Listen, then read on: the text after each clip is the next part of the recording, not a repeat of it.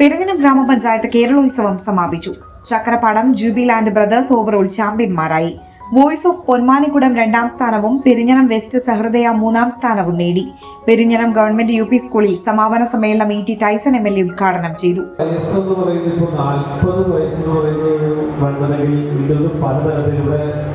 സ്വാഗത പ്രസംഗത്തിൽ നമ്മുടെ വൈസ് പ്രസിഡന്റ് സൂചിപ്പിച്ച പോലെ വിദ്യാർത്ഥികളായിട്ടുള്ള ആളുകളും അതിനുശേഷമുള്ള ആളുകൾക്ക് പങ്കെടുക്കാൻ കഴിയുമ്പോൾ 40-50 വയസ്സുകാരെന്നൊക്കെ പറഞ്ഞ യൂത്തിൻ്റെ പോലെയുള്ള സമയമാണ്.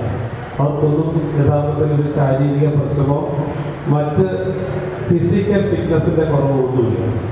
അതുകൊണ്ട് തന്നെ ഇതിൽ കൂടെ വയസ്സ് കൂട്ടാൻ കഴിയുമെന്ന് ആലോചിക്കുന്നത് ഞാൻ തീർച്ചയായും ഇപ്രാവശ്യം നിയമസഭയ്ക്ക് അകത്തത്തരം കാര്യം സ്പോർട്സ് വകുപ്പും അവരുടെ ശ്രദ്ധയിൽ പെടുത്തും എന്ന് കൃത്യമായി അറിയുകയാണ്. രണ്ടാമത് നമുക്കറിയാലോ, നമ്മുടെ കുട്ടികൾക്ക് എല്ലാത്തരം പുതിയ അറിവുകൾ നേടിക്കൊണ്ടിരിക്കുകയാണ്. ആർട്ടിഫിഷ്യൽ ഇന്റലിജൻസിനെ കുറിച്ച് നമ്മുടെ നിർമ്മിത ബുദ്ധിയെ കുറിച്ചിപ്പോൾ കാലം ചർച്ച ചെയ്യുകയാണ്. ഞാൻ ഈ തൊട്ടടുത്ത അവസരത്തിൽ ഞങ്ങളെല്ലാവരും നിയമസഭയുടെ കമ്മിറ്റി വിദേശതല സംസ്ഥാനത്തിന് പുറത്തേക്കൊന്ന് പോയി. പുറത്തു പോയപ്പോൾ അവിടെ ഒരു IT-യുമായി ബന്ധപ്പെട്ട് ഒരു സ്ഥലത്ത് കയറിയപ്പോൾ അവിടെ ശ്രദ്ധിക്കപ്പെട്ടൊരു കാര്യം, ഞങ്ങളെ സ്വീകരിക്കാൻ ഈ പൂക്കൾ കൊണ്ടുവന്നത് ഒരു റോബോട്ടിക് ആയിട്ടുള്ള ഒരു ആണ്. അതൊരു യന്ത്ര മനുഷ്യനാണ് പൂക്കൾ തരുന്നത്.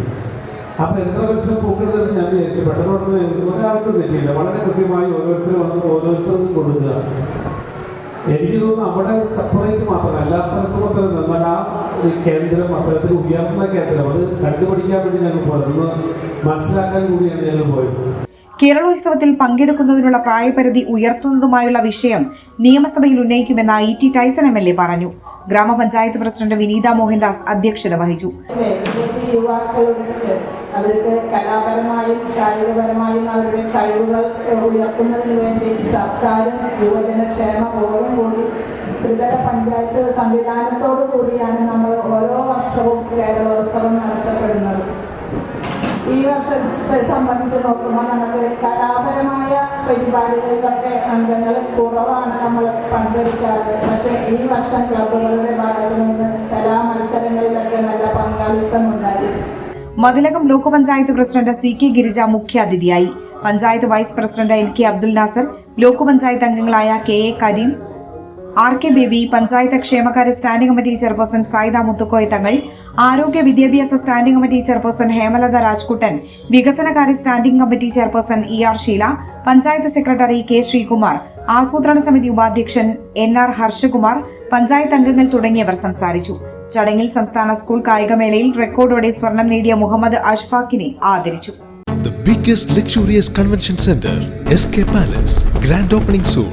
വിവാഹാഘോഷങ്ങൾക്ക് രാജകീയ പ്രൗഢിയിൽ വേദിയൊരുക്കാൻ കമനീയവും അതിവിശാലവുമായ SK Palace കാട്ടൂർ എടത്തിരുത്തി സിറാജ് നഗറിൽ ഒരുങ്ങിക്കഴിഞ്ഞു. നിങ്ങളുടെ മനസ്സിനിണങ്ങിയ ബഡ്ജറ്റിൽ എല്ലാ ആധുനിക സൗകര്യങ്ങളോടും കൂടി ആഘോഷങ്ങൾക്ക് വർണ്ണ പൊലിമയേകാൻ SK Palace ഇനി കൂടെയുണ്ട്.